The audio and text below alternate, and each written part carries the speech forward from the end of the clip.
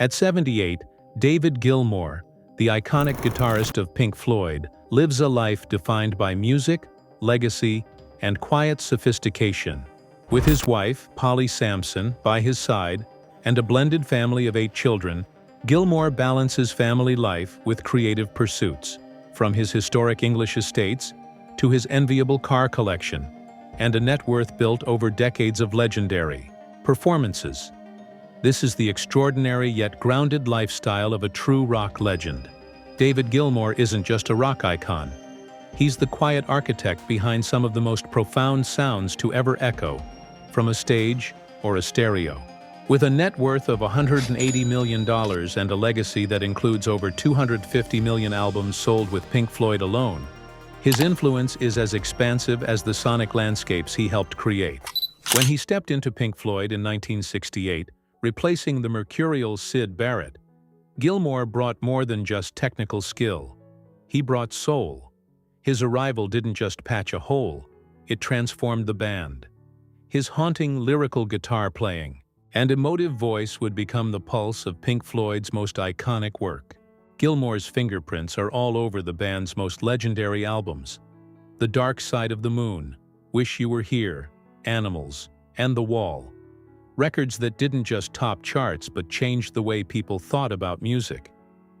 Comfortably Numb, one of the most celebrated guitar solos in rock history, is pure Gilmour, aching, precise, and deeply human.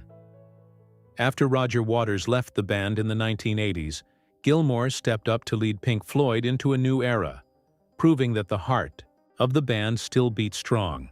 He managed to keep the spirit alive without ever trying to replicate the past. At the same time, he pursued a solo career that was quietly adventurous, releasing introspective albums like About Face, On an Island, and Rattle That Lock, each one an invitation into the more personal corners of his musical mind. He's also one of the most distinctive players to ever pick up a Fender Stratocaster, a guitar he's made as iconic as his solos. His technique, marked by expressive bends, smooth slides, and masterful use of delay, isn't about flash. It's about feel. It's a language all his own, instantly recognizable yet endlessly imitated by guitarists around the world. David John Gilmour entered the world on March 6, 1946, in the historic university city of Cambridge, England. Raised in the pastoral village of Grantchester, he grew up in a household that blended intellect and education.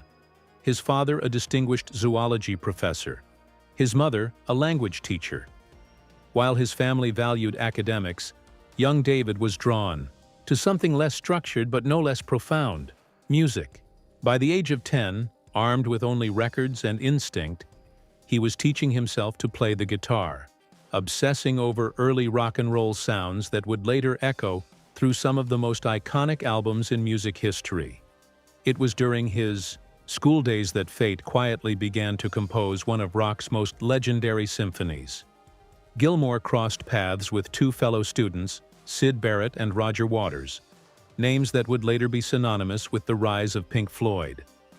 But the road to that moment wasn't a straight line. In the early 1960s, Gilmour chased his musical ambitions through the blues rock circuit, joining local bands that never quite broke through. A tour in France ended badly when his equipment was stolen, leaving him broke and disillusioned. He returned to London with little more than his talent, just in time to witness Pink Floyd recording in the studio. Except now, something was off. His old friend Syd Barrett, deeply affected by mental health issues, barely recognized him. At first, Gilmour's role was to support Barrett musically while Barrett continued to contribute creatively. But that arrangement didn't last. As Barrett slipped further away, Gilmour stepped up to fill the void. Not as a replacement, but as a reinvention of the band's sound and future. What followed was a stretch of musical dominance rarely seen in rock history. With Gilmour's signature guitar work and evolving creative influence, Pink Floyd created a streak of albums that defined a generation. The Dark Side of the Moon, Wish You Were Here, Animals, The Wall, and The Final Cut. These weren't just records, they were immersive journeys, and Gilmour's expressive guitar playing became their emotional compass. But even artistic chemistry has its limits, and tensions with Roger Waters boiled over after the final cut. In 1985, Waters walked away from Pink Floyd, believing the band could not survive without him. Gilmour proved otherwise. Under his leadership, the band released A Momentary Lapse of Reason in 1987, followed by The Division Bell in 1994. Both were commercial triumphs. In fact, the Division Bell tour alone pulled in over $250 million, cementing the Gilmour-led era of Pink Floyd as more than just a continuation. It was a second golden age. Even as he guided one of rock's greatest bands, Gilmour also carved out a strong solo career. From introspective albums to orchestral collaborations, his solo work gave fans a different, more personal window into his artistry. One without the layered complexity of Pink Floyd's concept albums, but no less rich in feeling. Offstage, Gilmour's passions reveal a man with as much curiosity and precision as his guitar solos suggest. At one point, he owned Intrepid Aviation, a company that specialized in the restoration and collection of antique aircraft. What began as a hobby soon became a business venture that he eventually sold, though the skies he loved to soar never lost their allure. David Gilmour, legendary guitarist of Pink Floyd, and his wife, acclaimed novelist Polly Samson, have quietly reshaped the narrative around their breathtaking English coastal retreat. Nestled in the seaside enclave of Hove, East Sussex, their contemporary residence, once offered as a whole estate for $15 million, is now being listed for a reduced $10 million. Though the drop in price isn't what it seems at first glance, the couple has decided to hold on to a vital piece of the property: Gilmour's custom-built recording studio, a sacred space for the artist whose soaring solos helped define an era of rock music. This shift transforms the listing into something more focused, more personal. Medina House, the main residence, now stands alone in its offering, separated from the studio and ancillary accommodations that once formed a larger compound. According to their real estate team at Paredes, no buyer has yet stepped forward with a compelling enough offer, but the home itself remains one of the most distinctive and evocative on the southern English coast. Medina House, completed in 2020, is the product of vision and patience. Gilmour and Samson purchased the site in 2015 and made the controversial decision to demolish a crumbling Victorian bathhouse that had stood there since the 19th century. What rose in its place is a nearly 8,000-square-foot modern sanctuary that reverently nods to the past while embracing the future. The architecture of the home is anchored by a grand vaulted living space, open plan, light-filled, and flowing, naturally toward a sheltered south-facing walled courtyard garden. Nearly every room gazes out at the English Channel, and the sea feels like a constant companion to the rhythm of daily life here. Hardwood floors warmed by underfloor heating, polished plaster finishes, and both log-burning and gas fireplaces lend a grounded coziness to the home's clean-lined elegance. Technology is woven subtly into the structure. Fingerprint access entry, integrated smart home systems, and energy-efficient features allow for luxury without ostentation. The amenities unfold across thoughtful spaces: a music room, a library, a home office, a gym, and even a humidity and temperature-controlled wine room all speak to the personalities of its creative, cultured owners. There's even dedicated parking, a rarity for beachfront property in this part of the world. Yet despite its elegance and scale, the home still feels deeply personal. Gilmour and Samson's reflections on life here read like verses from one of their collaborations. Sometimes we hop across the beach with our fishing rods, bring back the catch to meet a few herbs from the garden, they mused when they first listed the home. And their description of the main bedroom, with its wraparound sea views, captures something intangible. The sea and sky are never the same. At night, it's intoxicating to watch from bed, the moon reflected in the water. In 2014, news quietly surfaced that David Gilmour's striking mansion in Greece was being listed for sale, with an asking price of approximately $1.5 million.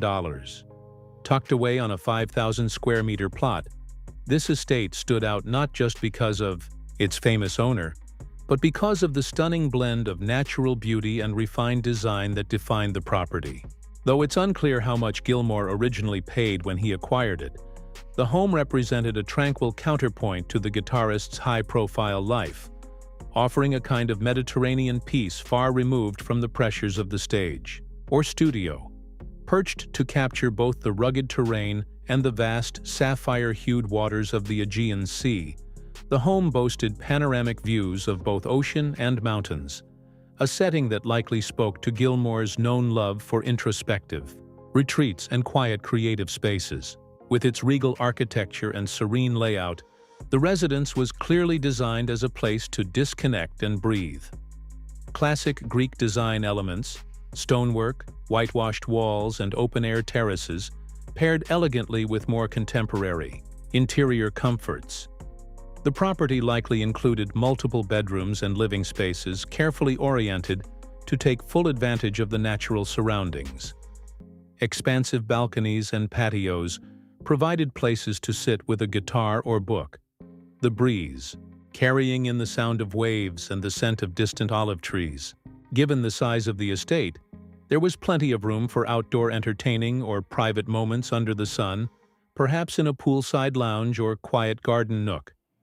While the home was eventually put on the market, its existence reveals another layer to Gilmour's personality: his appreciation for silence, solitude, and the natural world. It's easy to imagine the guitarist sitting beneath a tiled pergola, watching the light change on the horizon, letting the environment inspire new riffs and reflections.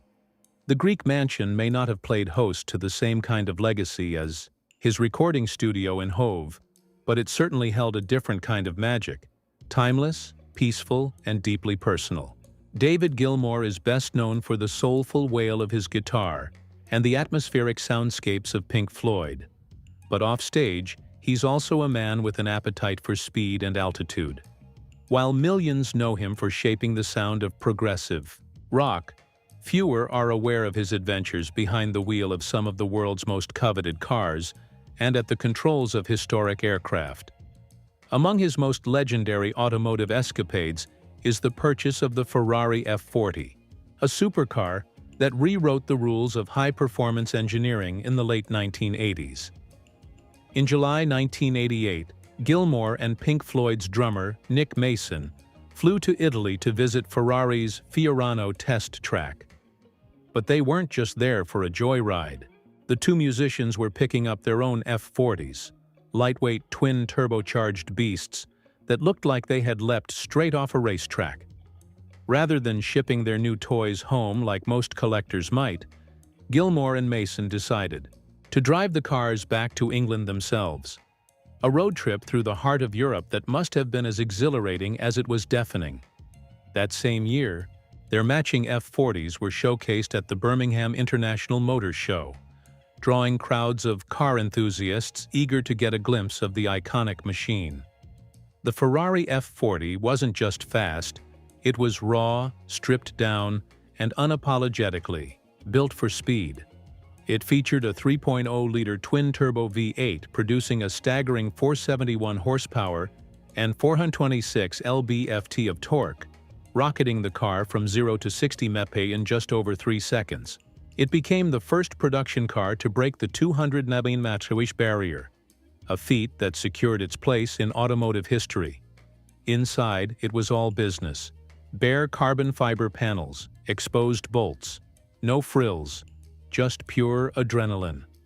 While the F40 embodied Gilmour's thrill-seeking side, there's speculation that he also indulged his appreciation for classic style with a 1969 Ferrari Daytona Spider. A completely different animal, the Daytona was a luxurious grand tourer. Its long, sleek profile hid a naturally aspirated V12 capable of 352 horsepower. Unlike the race-focused F40, the Daytona was made for high-speed cruising in comfort, with plush leather seats, polished metal trim, and the elegant touch of a three-spoke wooden steering wheel. It was a car for connoisseurs, bold, refined, and unmistakably Italian. But Gilmour's gaze didn't stop at the horizon. It soared above it. A lifelong aviation enthusiast, he took his passion for historic aircraft to the skies, literally, when he founded Intrepid Aviation in 1990. What began as a personal hobby quickly transformed into a respected name in the aviation community. His company wasn't just a hangar full of collectibles. It actively supported over 80 film and television projects, including the acclaimed Steven Spielberg miniseries Band of Brothers. His fleet was as eclectic and impressive as his discography. Among the highlights were the P-51 Mustang, a World War II fighter renowned for its power and agility, the Beechcraft Staggerwing, an elegant pre-war biplane, and the Boeing Stearman, a staple of U.S. military flight training. He also owned aerobatic aircraft from the Soviet era, like the Yak-50 and Yak-52, as well as the rare SNJ-7C, a naval trainer variant of the iconic T-6 Texan. But these weren't dusty museum pieces left to rust in a hangar. Gilmour insisted they be flown and maintained, keeping history alive not just in the air, but in motion. As Intrepid Aviation grew and took on more commercial operations, it eventually drifted away from Gilmour's original hands-on vision. He made the decision to sell the company, stepping back from the business side of aviation. Yet, even after handing over the keys, his love for flying never dimmed. He held on to a few planes, continuing to pilot the skies in quieter, more personal moments, just as he once did across the highways of Europe in a Ferrari born for the fast lane. For David Gilmour, music may be the melody that defines his legacy, but speed, in both cars and aircraft, is clearly the rhythm that keeps his heart racing. Throughout his life, Gilmour has championed a wide range of causes, lending both his voice and resources to those in need. His philanthropic reach is impressively broad. He's supported major international organizations like Oxfam, Greenpeace, Amnesty International, and PETA, as well as mental health and music therapy initiatives, including the European Union Mental Health and Illness Association and Nordhoff Robbins. From animal rights to teenage cancer support, Gilmour's compassion seems to have no borders. One of his most impactful gestures came in 2003, when he sold his house in Little Venice, a picturesque enclave of London. But rather than pocketing the $3.6 million profit, he donated the entire sum to Crisis, the UK-based homelessness charity. That donation funded a major housing project, and his ongoing dedication earned him the role of vice president within the organization, a quiet but meaningful recognition of a man who puts his money where his heart is. And then there's the story of the Division Bell. In a light-hearted yet generous move, Gilmour donated $25,000 to the Save the Rhino Foundation in return for a bit of creative inspiration, a name suggestion from his late friend Douglas Adams, who famously coined the album's title. It's a moment that speaks to Gilmour's blend of wit, warmth, and willingness to make a difference, even through the naming of an album. But perhaps the most headline-grabbing moment of his charitable efforts came in June 2019, when he opened up the vault and put 120 of his personal guitars up for auction at Christie's in New York.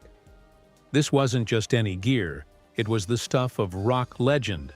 Among them was his famed Black Strat, the guitar behind some of Pink Floyd's most unforgettable riffs, as well as his Bonner 1001 Stratocaster and a 1955 Gibson Les Paul.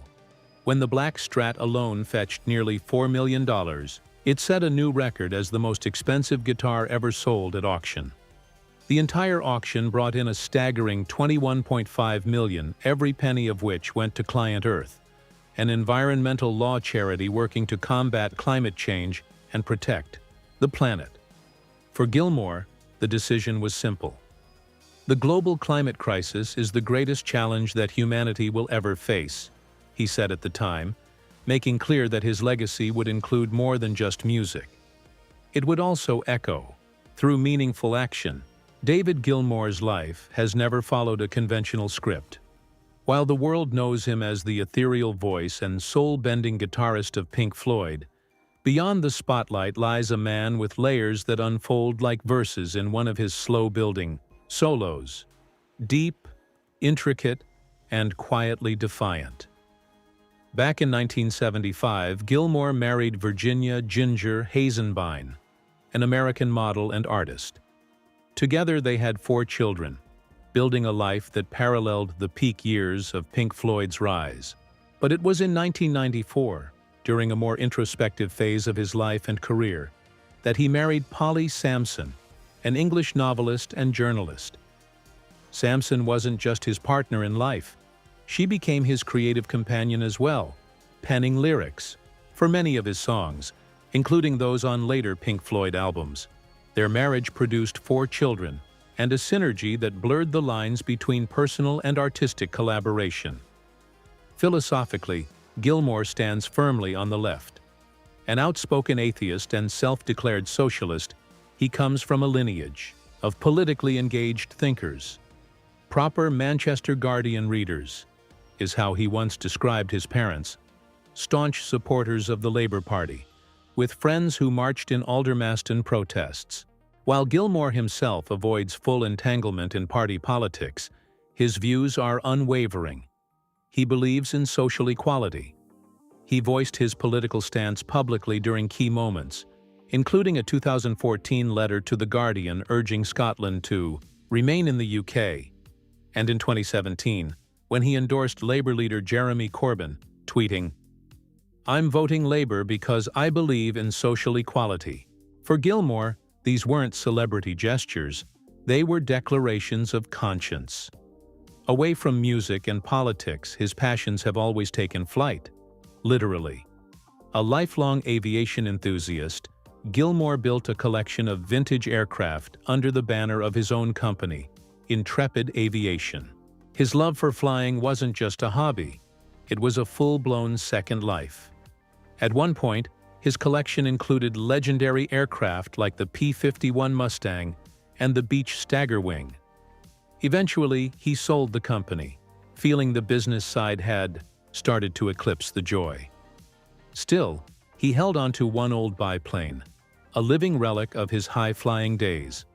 As for where he touches down, Gilmour splits his time between several deeply personal spaces. He owns a home near the quaint village of Wisborough Green in Sussex, and in 2015, he and Polly breathed new life into the crumbling remains of Medina House, a derelict Victorian bathhouse in Brighton and Hove, transforming it into a striking seafront residence. Then there's the Astoria, his recording studio on a houseboat moored on the Thames near Hampton Court Palace. With its Edwardian charm and cutting-edge recording gear, it's the perfect metaphor for Gilmour himself. Rooted in classicism, but always tuned to the future. As of the Sunday Times Rich List in 2018, Gilmour's net worth was estimated at $115 million, but wealth for him has never been just a number. It's a resource, one that he's used generously for causes he believes in, and a tool to carve out a life that balances creativity, family, and principle. Whether in the sky, in the studio, or at the ballot box, David Gilmour continues to chart his own course, quietly revolutionary, always unmistakably authentic.